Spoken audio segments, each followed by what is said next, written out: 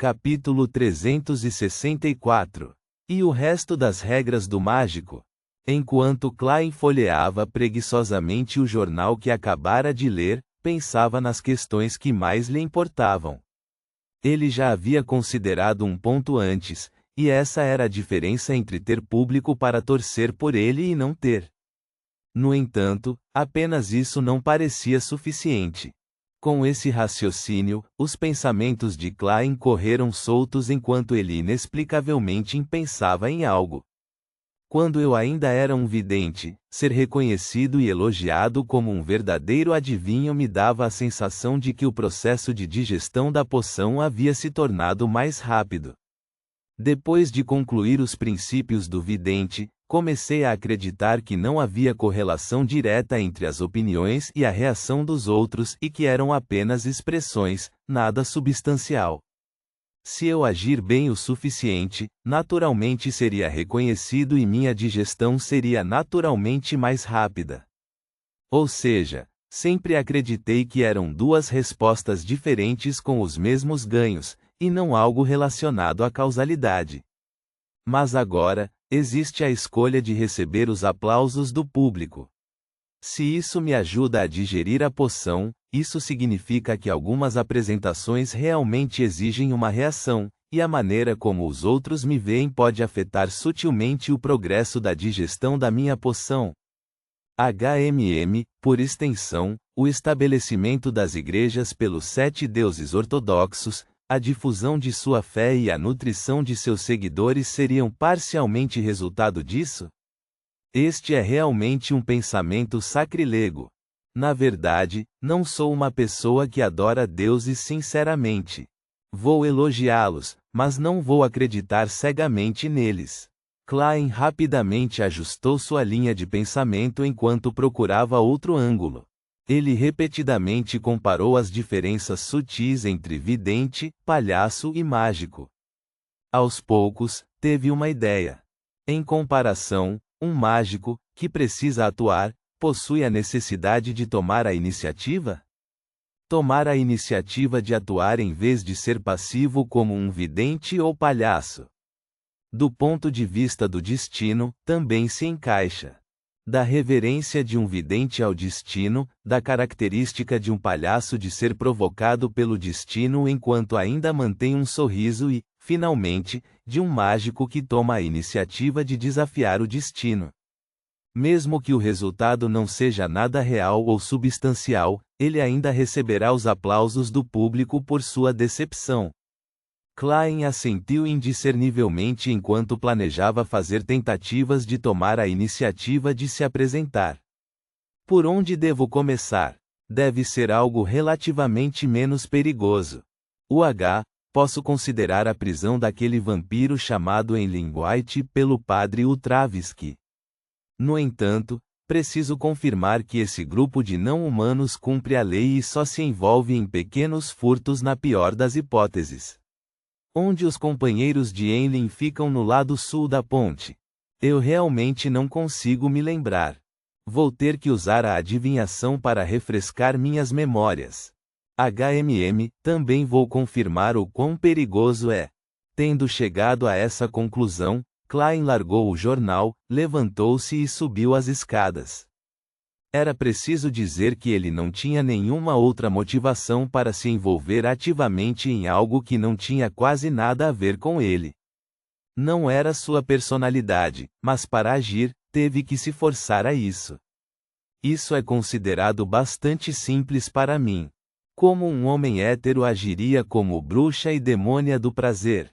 Não é de admirar que a Cidade de Prata enfatize que você está apenas atuando. Klein de repente entendeu o significado da advertência. Reticências. Cidade de Prata, em uma sala escura no topo da torre.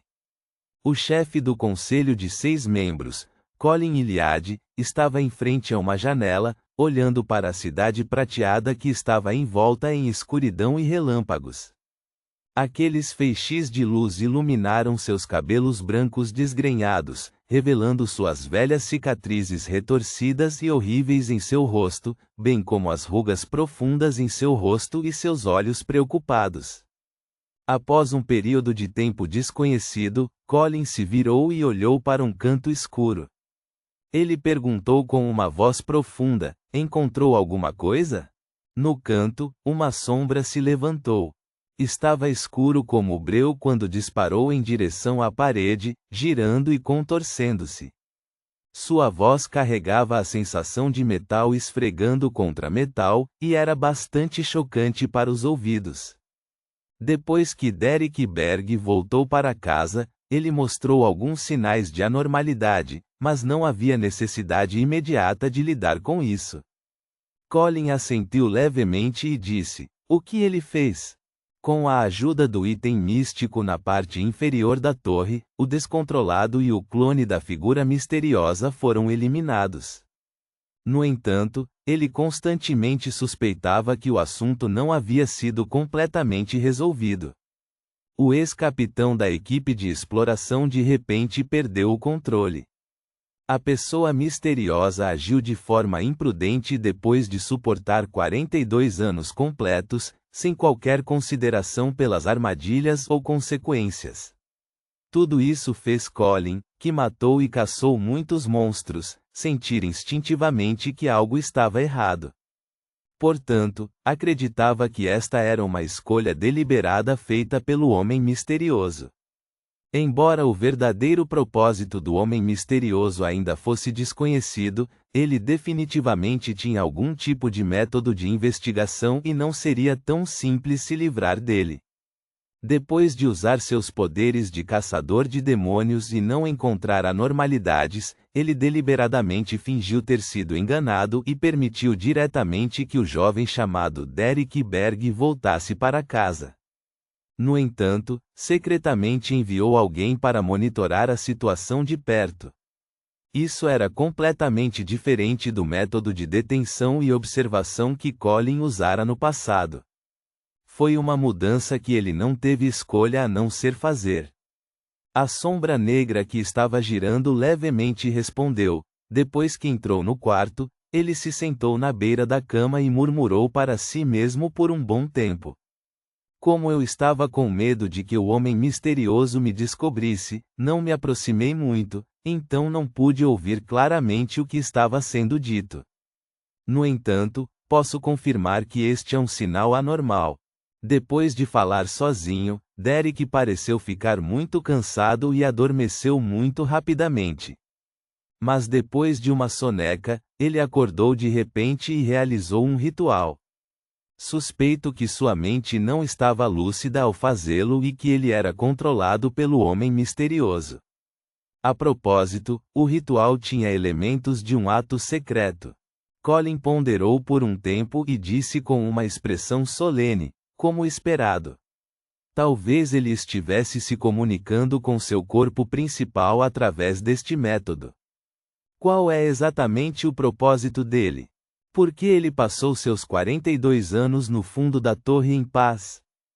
A sombra negra naturalmente não conseguiu responder a essa pergunta enquanto continuava. Depois do ritual, Derek não mostrou mais nenhum comportamento anormal. Esse assunto precisa ser tratado imediatamente? Se o corpo principal dessa pessoa misteriosa for atraído para cá, talvez não sejamos capazes de lidar com ele. Colin permaneceu em silêncio por alguns segundos antes de dizer: continue a observação. Essa pessoa misteriosa ainda não demonstrou nenhuma malícia substancial, então nossa reação não pode ser muito intensa. Você se lembra dessa profecia? Está quase na hora do desastre acontecer. Quanto mais exploramos, mais ruínas estranhas encontramos e mais perigosos os itens que temos. Por sua vontade, Excelência, a sombra negra recuou lentamente de volta para o chão e desapareceu. Nesse momento, na casa dos Berg, Derek começou a tossir com tanta força que seu coração quase explodiu. Cofe, cofe, cofe. Ele se agachou e tossiu sem parar até que sua garganta começou a coçar, e ele tossiu alguma coisa. Splash! Um objeto translúcido deslizou por sua garganta e caiu no chão. Era um verme com o comprimento e a espessura de um dedo. Havia algumas áreas transparentes em seu corpo, formando anéis. Derek já havia visto algo assim no fundo da torre anteriormente e tinha certeza de que já estava livre da influência de Amon. Ele se abaixou e pegou o verme translúcido e, finalmente, conseguiu contar o número total de anéis em seu corpo. Havia um total de 12. Qual é a sua utilidade? Para que isso pode ser usado? Parece estar morto. Derek perdeu-se em pensamentos. Reticências. Condado de Winter na parte norte do reino de Lúen. Uma catedral gótica negra se erguia sobre as montanhas cobertas de neve enquanto ocupava uma vasta extensão de terra. Em frente havia um penhasco e seus arredores eram uma vasta extensão de brancura com o máximo silêncio. Esta era a sede da Igreja da Deusa da Noite Eterna, conhecida como a Catedral da Serenidade. Leonard Mitchell, de cabelos escuros e olhos verdes, tinha um blusão preto sobre ele enquanto usava luvas vermelhas e saiu de seu quarto. Tendo avançado e estabilizado com sucesso, ele ainda não teve a oportunidade de participar de nenhuma operação, bem como de alguns exercícios e dos chamados cursos de misticismo. Depois de virar uma esquina, Leonard viu uma escada descendente. Lá, ele viu o capitão Dan Smith, com um par de olhos cinza escuros, e vestido com um blusão preto, e Clay Moretti, que exalava uma atitude estudiosa parado ali, sorrindo e esperando. Ele inclinou a cabeça para trás e suspirou. Minha memória também piorou. Já esqueci que vocês dois não existem mais. Leonard desviou o olhar e desceu as escadas até o primeiro andar da catedral. Bateu na porta e entrou em uma pequena sala. Havia cadeiras na sala e alguns falcões noturnos usando luvas vermelhas estavam sentados lá dentro. Leonard encontrou um assento ao acaso e sentou-se, sorrindo enquanto conversava com seus amigos. Depois de um tempo, o diácono de alto escalão, Creste Sesimir, com o colarinho levantado cobrindo o queixo e os lábios, entrou, sentou-se bem na frente e disse à multidão: a aula de hoje informará sobre coisas que você precisa prestar atenção. Como luvas vermelhas, vocês viajarão para lugares diferentes, e há uma grande chance de encontrar perigosos Beyonders de alta sequência. Se a intenção deles for óbvia e eles quiserem matá-lo, a única coisa que você pode fazer é deixar um rastro para que os investigadores subsequentes possam encontrar as pistas apropriadas. Os métodos exatos incluem, mas na maioria das vezes, os Beyonders de alta sequência nem sempre atacam você diretamente. Eles irão utilizá-lo com base em todos os tipos de fatores. Você deve estar alerta o suficiente para não ser enganado, e aqui estão algumas coisas que deduzimos. Sentado no fundo, Leonard ouvia com um sorriso e muita atenção. Seu alvo de vingança era um Beyonder de alta sequência. Sesimir parou por 2 segundos e continuou. No primeiro caso, um Beyonder de alta sequência fingirá ser uma existência oculta, usando promessas e esperanças para enganá-lo e fazê-lo recitar sua descrição correspondente. No segundo caso, alguns Beyonders de alta sequência podem ser contidos em um estado selado. Eles atuarão como itens místicos que podem ajudá-lo a sair de sua situação. Por exemplo, uma lâmpada mágica que pode conceder 3 desejos ou um lago dos desejos. O terceiro caso é para uma poção de alta sequência chamada Parasita.